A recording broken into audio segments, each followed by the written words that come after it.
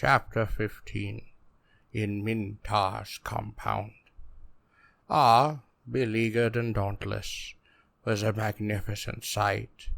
Its splendid, defiant, shimmering cylinders loomed proudly behind the snowy marble ramparts, its double walls, the first 300 feet high, the second separated from the first by 20 yards, standing at 400 feet high. Walls wide enough to drive 6 Tharlian wagons abreast upon their summits. Every 50 yards along the walls rose towers, jutting forth so as to expose any attempt at scaling to the fire of their numerous archer points. Across the city, from the walls to the cylinders, and among the cylinders, I could occasionally see the light slat flash of sunlight upon the swaying Tarn wires. Literally hundreds of thousands of slender, almost invisible wires stretched in a protective net across the city. Dropping the Tarn through such a maze of wire would be an almost impossible task. The wings of any striking Tarn would be cut from its body by the many wires. Within the city, the initiates, who had seized control shortly after the flight of Marlinus, would have already taped the siege reservoirs and begun to ration the stores of the huge grain cylinders. A city such as properly commanded, might withstand a siege for a full generation. Beyond the walls were Parkor's lines of investment, set forth with all the skill of Gor's master experienced siege engineers. Some hundreds of yards from the wall, just beyond crossbow range, a massive ditch was being dug by thousands of siege slaves and prisoners. When completed, it would be 50 or 60 feet wide and 70 or 80 feet deep. In back of the ditch, slaves were piling up the earth, which had been removed from the ditch, packing and hardening it into a rampart. On the summit of the rampart, where it was completed, were numerous archer blinds, movable wooden screens to shield archers, and light missile equipment. Between the ditch and the walls of the city, under the cover of darkness, thousands of sharpened stakes had been set, inclined toward the walls. I knew that the worst of such devices would be invisible. Indeed, several of the spaces between the stakes were probably occupied by covered pits, more sharpened stakes being fixed upon their bottom. Also, half buried in the sands among the stakes, and set in wooden blocks, would be iron hooks, much like those in ancient times on earth, sometimes called spurs. Behind that great ditch, separated from it by some 100 yards, there was a smaller ditch, perhaps 20 feet wide and 20 feet deep, also with a rampart formed from the excavated earth. Surmounting this rampart was a palisade of logs, sharpened at tips. In the walls, every 100 yards or so, was a log gate. Behind this wall were the innumerable tents of Parkor's horde. Here and there, among the tents, siege towers were being constructed. 9 towers were already in evidence. It was unthinkable that they should top the walls of but with their battering rams they would attempt to break through at lower levels. Tarnsmen would make the attack at the summit of the walls, and when it came time for Parkor to attack, bridges would be constructed over their ditches. Over these bridges, the siege towers would be rolled to the walls of and over them his Tharlian cavalry would march. Over them his horde would flow. Light engines, mostly catapults and ballistae, would be transported over the ditches by harnessed Tarn teams. One aspect of the siege, which I knew would exist, but which I obviously could not witness, would be the sensitive duel of mine and countermine, which must now be taking place between the camp of Gor and the city of Ar. There would be numerous tunnels being worked even now toward the walls of Ar, and from Ar the counter-tunnels to meet them. Some of the most hideous fighting in the siege would undoubtedly take place far under the earth, upon that cramped, foul, torch-lit confines of those serpentine passageways, some of them hardly large enough to permit a man to crawl. Many of the tunnels would be collapsed, many others would be flooded. Given the depth of the foundations of Ar's mighty walls, and the mantle of rock on which they were fixed, it would be extremely unlikely that her walls would be successfully undermined to the extent of bringing down any significant section. But it was surely possible that if one of the tunnels managed to pass unnoticed beneath the ramparts, it could serve to spill a line of soldiers into the city at night, enough men to overcome a gate crew and expose Ar to the onslaught of Gor's main forces. I noted one thing that seemed puzzling for a moment. Gor had not protected his rear with the customary third ditch and rampart.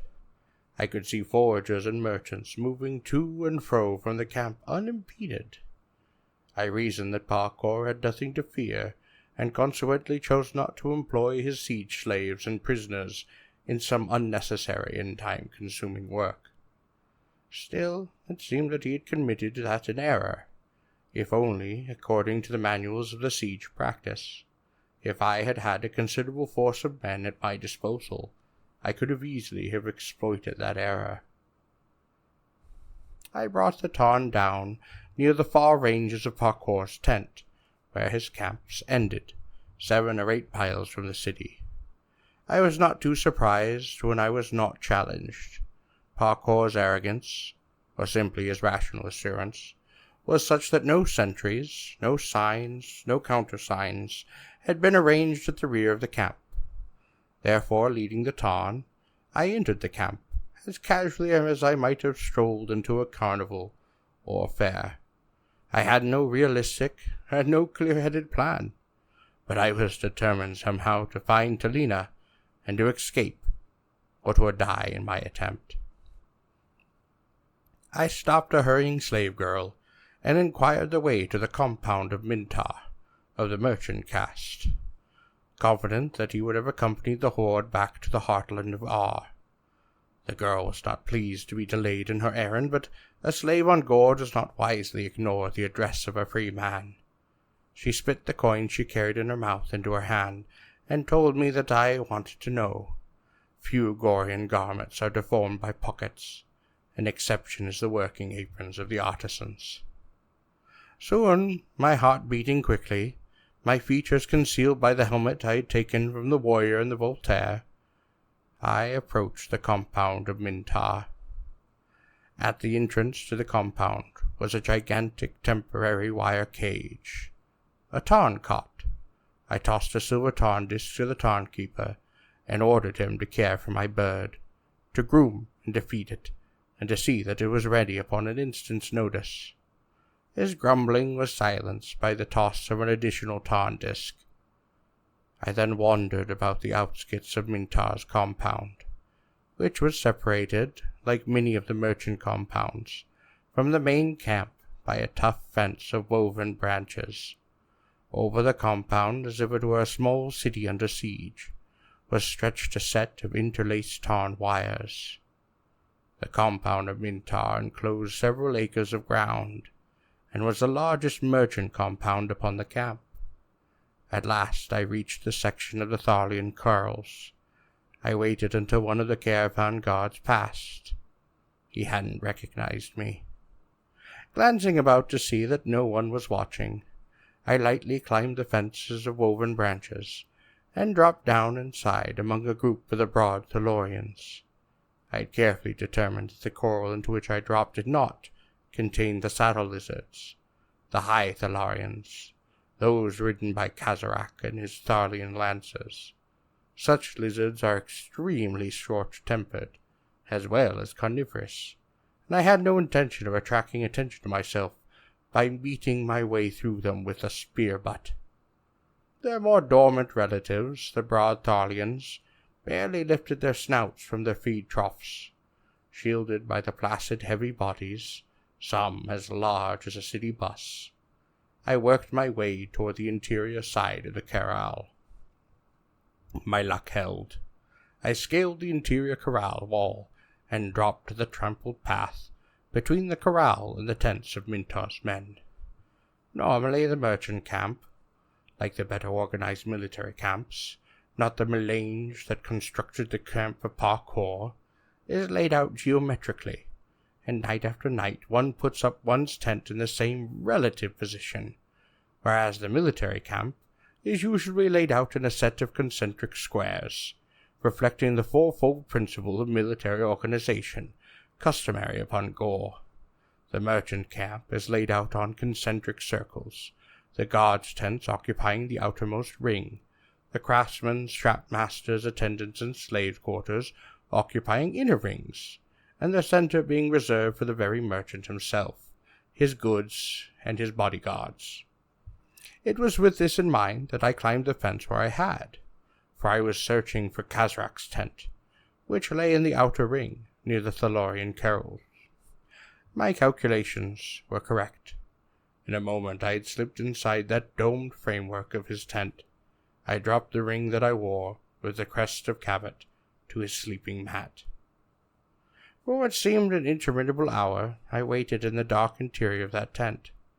At last the weary figure of Kerak, the helmet in his hand, bent down to enter this tent. I waited, not speaking, staying in the shadows. He came through the opening, dropped his helmet upon his sleeping mat, and began to unsling his sword. Still I would not speak, not while he had control of a weapon. Unfortunately, the first thing a Gorean warrior is likely to do to a stranger in his tent is to kill him. The second is to find out who he was. I saw the spark of Kerak's firemaker. I felt the flush of friendship as I saw his features briefly outlined in the glow. He lit the small hanging tent lamp, a wick set in a copper bowl of Thalarian oil, and in its flickering light turned to the sleeping mat. No sooner had he done so than he fell to his knees upon the mat and grasped his ring. "By the priest kings," he cried. I leapt across the tent and clapped my hands across his mouth. For a moment we struggled fiercely. "Kerak," I said. I took my hand from his mouth. He grasped me in his arms, crushed me to his chest. His eyes were filled with tears. I shoved him away happily. "I looked for you," he said. "For 2 days I rode down the banks of the Vosk. I would have cut you free." "That's heresy," I laughed. "Let it be heresy," he said. "I would have cut you free." "We are together again," I said simply. "I had found the frame," Kerak said. "I have the song from the Vosk, broken. I thought you dead." The brave man wept. I felt like weeping too, for joy, because he was my friend. With affection I took him by the shoulders, and I shook him. I went to his locker near the mat, and brought out his Kolna flask, taking a long draught myself and then shoving it into his hands. He drained the flask in a single drink, and wiping his hand across his beard, stained with the red juice of the fermented drink. "We are together again," he said. "We are together again, Tarl of Bristol, my sword brother." Kerak and I sat in his tent. I recounted my adventures to him while he listened, he shaking his head. "You are one of destiny and luck, raised by the priest kings to do great things." "Life is short," I said. "Let us speak of things we know." "In 100 generations, among the 1,000 chains of fate," said Kerak, "there is but one strand like yours." There was a sound at the entrance of Kerak's tent. I darted back into the shadows. It was one of the trusted strapmasters of Mintar, the man who guided the beasts that carried the merchant's palanquin. Without looking around the tent, the man addressed himself directly to Kerak. "Will Kerak and his guest, Tarl of Bristol, please accompany me to the tent of Mintar of the merchant caste?" asked the man. Kerak and I were stunned, but we arose to follow the man. It was now dark, and as I wore my helmet, there was no chance of the casual observer determining my identity. Before I left Kerak's tent, I placed the ring of red metal, with the crest of Cabot, into my pouch.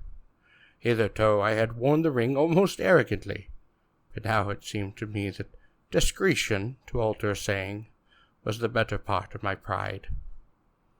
Mintar's tent was enormous and domed, similar in shape to others in his camp. However, not only in size, but in splendor of appointment, it was a palace of silk. We passed through the guards at the entrance, and in the center of this great tent, seated alone upon cushions before a small fire, were two men. A game board was between them. One was Mintar of the merchant caste, his great bulk resting like a sack of meal upon the cushions.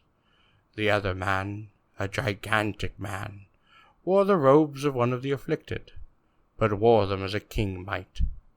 He sat cross-legged, his back straight, his head high, in the fashions of a warrior. Without needing to approach more closely, I knew the other man. It was Marlenus. "Do not interrupt the game," commanded Marlenus. Kerak and I stood at one side. Mintar was lost in thought, his small eyes fastened to the red and yellow squares of the board.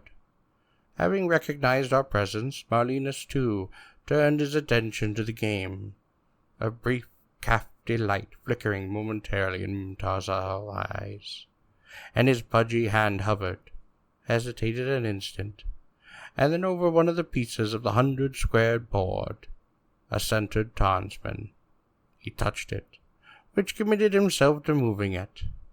A brief exchange followed like a chain reaction, neither man considering his moves but for a moment. First Tarnsman took first Tarnsman, second spearman responded by neutralizing first Tarnsman, city neutralized spearman, assassin took city, assassin fell to second Tarnsman, Tarnsman to spear slave to spear slave. Mintar relaxed upon his cushions. "You have taken the city," he said, "but not the homestone." His eyes gleamed with pleasure. "I permitted that, in order that I might capture the spear slave. Let us now educate the game. The spear slave gives me the point I need, a small point, but decisive." Marlenus smiled rather grimly. "But position must figure in any education," he said. Then, with an imperious gesture, Marlenus swept his ubar into the file opened by the movement of Mintar's captured spear slave, and it covered the home stone. Mintar bowed his head in mock ceremony, a wiry smile upon his fat face, and with one short finger delicately tipped his own ubar, causing it to fall. "It is a weakness in my game," lamented Mintar. "I am ever too greedy for a profit, however small." Marlenus looked at Kerak and myself. "Mintar," he said, "teaches me patience. He is normally a master of defense." Mintar smiled, and Marlenus invariably of the attack. "An absorbing game," said Marlenus, almost absent-mindedly. "To some men this game is music in women. It can give them pleasure. It can help them forget. It is Kolna wine, and the night on which such wine is drunk." Neither Kerak nor myself spoke. "Look here," said Marlenus, reconstructing the board. "I have used the assassin to take the city. Then the assassin is felled by a Tarnsman, an unorthodox but interesting variation. "And the Tarnsman is felled by a spear slave," I observed. "True," said Marlenus, shaking his head, "but thusly did I win."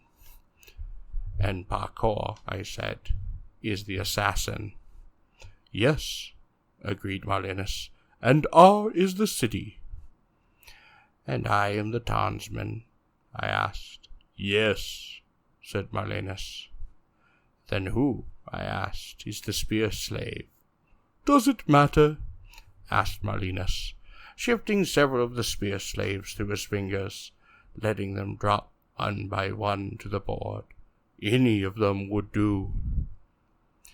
"If the assassin should take the city," I said, "the rule of the initiates would be broken, and eventually the horde with its loot will scatter, leaving only a garrison." Mintar shifted comfortably, settling his great bulk more deeply into the cushions. "The young Tarnsman plays the game well," he said. "And," I went on, "when Parkour falls, the garrison will be divided, and a revolution may take place." "Led by an Ubar," said Marlinus, looking fixedly at the game pieces in his hand. It was an Umbar. He smashed it down upon the board, scattering the other pieces to the silken cushions. "By a Ubar," he explained. "You are willing," I asked, "to turn the city over to Parkour, that his horde should swarm into the cylinders, that the city may be looted and burned, the people destroyed or enslaved?" I shuddered involuntarily at the thought of the uncontrolled hordes of Parkour among the spires of Har, butchering, pillaging, burning, raping, or as the Greens will have it, washing the very bridges in blood. The eyes of Marlinus flashed. "No. But R will fall. The initiates can only mumble prayers to the priest-kings, arrange the details of the meaningless innumerable sacrifices. They crave political power, but can't understand it or manipulate it. They will never withstand a well-mounted siege. They will never be able to keep the city." "Can't you enter the city and take power?" I asked. "You could return the homestone. You could gather a following." "Yes," said Marlinus, "I could return the homestone, and there are those who would follow me, but not enough. Not enough. How many would rally to the banner of an outlaw? No, the power of the initiates must first be broken to save it from civil war." "Do you have a way into the city?" I asked. Marlinus looked at me narrowly. "Perhaps," he said. "Then I have a counterplan. Strike for the homestones of those cities tributary to R. They are kept on the central cylinder. If you seize them, you can divide Parkour's horde. Give the homestones to the contingents of the tributary cities, provide they withdraw their forces. If they do not, destroy their stones." "The soldiers of the 12 tributary cities want loot. They want vengeance. The women of R, not just their stones." "Oh, perhaps some of them fight for their freedom, for the right to keep their own homestone. Surely not all of Parkour's hordes are adventurous mercenaries." Noting the Ubar's interest, I continued on. "Besides, few of the soldiers of Gor, barbarians though we be, would risk the destruction of their city's homestone, the luck of their birthplace." "But," said Marlinus, frowning, "if the siege is lifted, the initiates will be left in power." "And Marlinus will not resume the throne of R. But the city will be safe." I looked at Marlinus, testing the man. "What is it, Ubar, that you hold dearest? Do you hold your city or your title? Do you seek the welfare of R or your private glory?" Marlinus leapt to his feet. He hurled the yellow robes of the affiliate from him, drawing his blade from its sheath with the metallic flash. "A Ubar," he cried, "answers such questions only with his sword." My weapon, too, flashed from its sheath almost simultaneously. We faced each other for a long, terrible moment. Then Marlinus threw back his head. He laughed, his great lion-headed laugh, and slamming his sword back home to its sheath. "Your plan is a good one. My men and I will into the city tonight. I shall go with you." "No," said Marlinus. "The men of Ar need no help from a warrior of Koraba." "Perhaps," suggested Mintar, "the young Tarnsman might attend to the matter of Talina, daughter of Marlinus." "Where is she?" I demanded. "We are not certain," said Mintar, "but it is presumed that she is kept in the tents of Parkour." For the first time Kerak spoke. "On the day the Ar falls, she will wed Parkour and rule beside him. He hopes this will encourage the survivors of Ar to accept him as their rightful Ubar. He will proclaim himself their liberator, their deliverer from the despotism of the initiates, the restorer of old order, the glory of empire." Mintar was idly arranging the pieces of the game board, first in one pattern and then into another. "In large matters, as the pieces are now set," he said, "the girl is unimportant.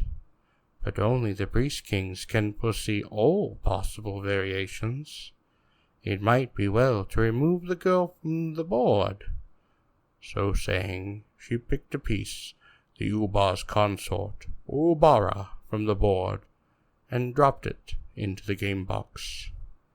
Marlinus stared down at the board, his fists clenched.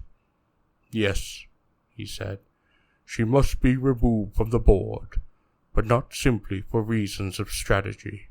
She has dishonored me." He scowled at me. "She has been alone with a warrior. She has submitted herself. She has even pledged to sit at the side of an assassin." "She has not dishonored you," I said. "She submitted herself," said Marlinus. "Only to save her life," I said. "And rumor has it," said Mintar, not looking up from the board, "that she pledged herself to Parkour, only that some townsman she loved might be given a chance of life." "She would have brought the bride price of 1,000 tons," said Marlenius bitterly. "Now she is of less value than a trained slave." "She is your daughter," I said, my temper rising. "If she were here now," said Marlinus, "I would strangle her." "Then I would kill you," I said. "Well then," said Marlinus, smiling, "perhaps I would only beat her and throw her naked to my townsmen." "Then I would kill you," I repeated. "Indeed," said Marlinus, looking at me narrowly. "One of us would slay the other." "Have you no love for her?" I asked. Marlinus looked at me, momentarily puzzled across his face. "I am Ubar," he said. He drew the robes of the afflicted once more around his gigantic frame, picked up his gnarled staff he carried. He dropped the hood of the yellow robe about his face, ready to go, then turned once more. With the staff he poked me good-naturedly in the chest. "May the priest-kings favor you," he said. Then inside the folds of the hood, I knew he chuckled. Marlinus left the tent, seemingly one of the afflicted, a bent wreck of humanity, pathetically scratching at the earth in front of him with the staff. Mintar looked up, and he too seemed pleased. "You are the only man who has ever escaped the Tarn death," he said, something of wonder in his voice. "Perhaps it is true as they say, that you are that warrior brought every 1,000 years to Gor, brought by priest-kings to change a world." "How did you know I would come to the camp?" I asked. "Because of the girl," said Mintar. "And it is logical, is it not, to expect you to enlist the aid of Kerak, your sword brother?" "Yes," I said. Mintar reached into the pouch at his waist. He drew forth a golden Tarn disc, double weight, and threw it to Kerak. Kerak caught it. "I understand you are leaving my service," said Mintar. "I must," said Kerak. "Of course," said Mintar. "Where are the tents of Parkour?" I asked. "On the highest ground in camp," said Mintar, "near the second ditch and across from the great gate of Ar. You will see the black banner of the caste of assassins." "Thank you," I said. "Though you are the caste of the merchants, you are a brave man." "A merchant may be as brave as a warrior, young Tarnsman," smiled Mintar. Then he seemed somewhat embarrassed. "Let us look at it this way. Suppose Marlenius regains Ar. Will Mintar not receive monopolies he wishes?" "Yes," I said, "but Parkour will guarantee those monopolies as freely as Marlenius." "Oh, yes, even more freely," corrected Mintar, turning his attention again to the board. "But you see, Parkour does not play the game."